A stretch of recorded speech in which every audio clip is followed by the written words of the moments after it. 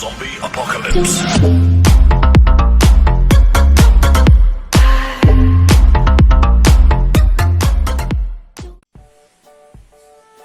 Halo, selamat malam semua. Sini malam ya. Selamat datang di channel saya, Om Islalahi. Gimana saya membiarkan konten-konten yang mutu di saat ini mengenai pendidikan. Jadi saat ini sehubungan dengan virus-virus corona yang berada saat ini, dan saat ini saya perhatikan adik-adik mahasiswa, terlebih mahasiswa kesehatan, perawatan, kebidanan, kedokteran, kadang sekarang udah via online.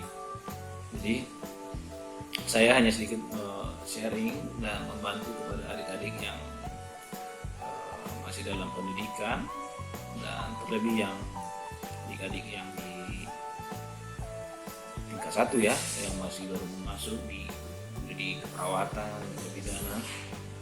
Saya akan berbagi sedikit ilmu untuk menambah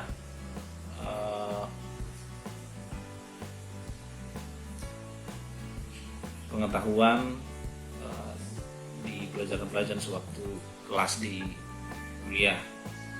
Ya. Kita langsung saja, kita mulai dari yang paling dasar adalah anatomi. Ya, kalau kita masuk ke dunia kesehatan itu otomatis itu anatomi adalah basic dari semua yang kita pelajari.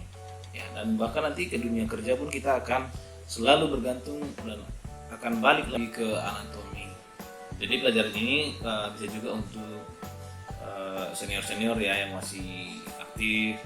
Jadi kan kita pasti ada aja lupa, dan saya sendiri juga ada aja kadang lupa di pelajaran-pelajaran yang sudah terlewati masa lalu. Tapi ini sangat bermanfaat untuk adik-adik semua yang masih baru, yang masih tingkat 1, bahkan tingkat 2 juga. Ya, kadang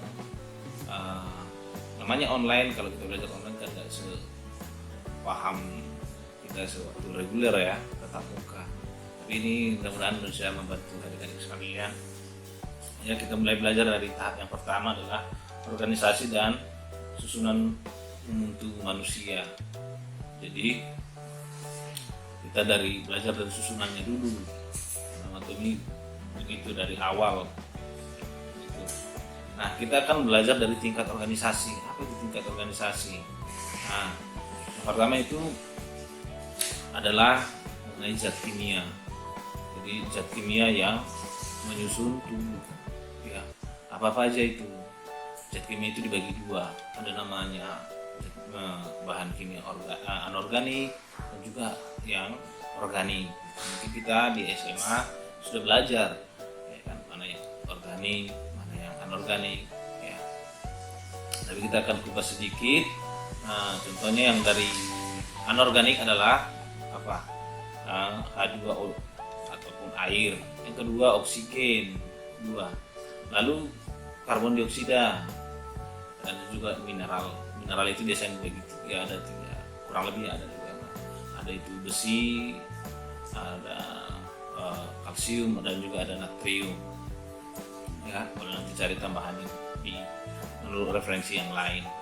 Ya, maaf sebelumnya saya ambil ini dari beberapa referensi saya gabungkan, dan saya akan ambil lebih banyak dari anatomi fisiologi dari ini ambil oleh Valeri dan Tina Sanders tahun edisi ketiga. Ya, oke, kita lanjut. Lalu yang kedua, tadi kan bahan kimia anorganik, sekarang bahan kimia yang organik. Apa itu contoh-contoh? Pada kelompok ini biasanya terdapat karbohidrat, lemak, ada juga protein dan asam nukleat. Ya, contoh-contoh yang ada di organik. Kita udah paham bedanya, mana yang di anorganik, mana yang organik. Lalu kita masuk ke tingkat sel. Jadi susunan tubuh kita itu ada namanya unit terkecil dari tubuh kita ini, dari fungsi kehidupan terkecil namanya sel, ya, sel.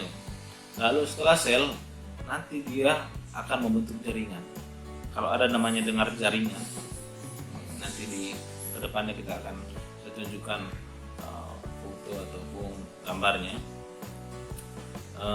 Jaringan adalah kelompok sel yang sudah yang terstruktur dengan fungsi yang serupa. Nah, itu namanya jaringan. Ya. Lalu ada setelah jaringan itu dibagi beberapa bagian. Ya. Ada namanya jaringan epitelial. Nah, ini biasanya yang membungkus ataupun melapisi permukaan tubuh, contohnya kulit. Lalu ada jaringan ikat. Jaringan ikat ini menghubungkan dan menopang bagian-bagian tubuh.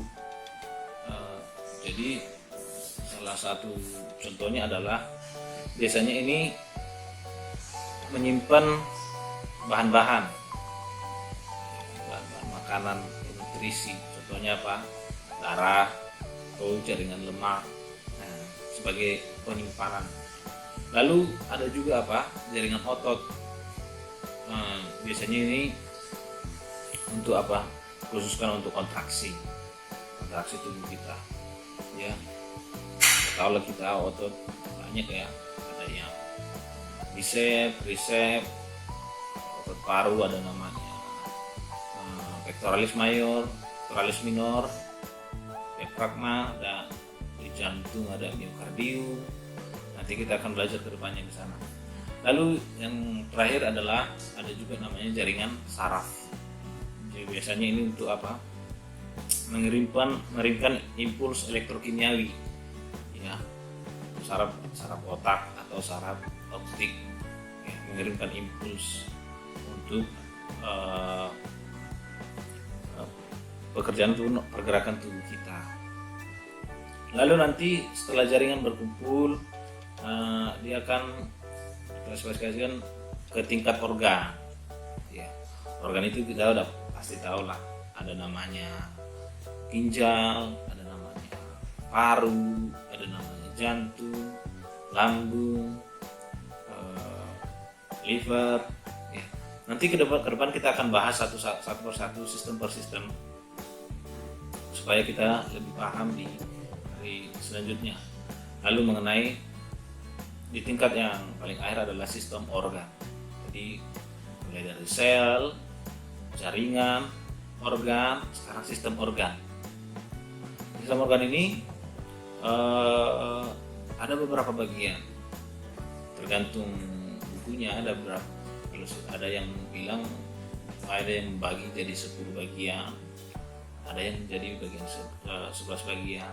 Misalnya sistem pencernaan, sistem perkemihan, sistem kardiovaskular, dan yang lain, sistem reproduksi.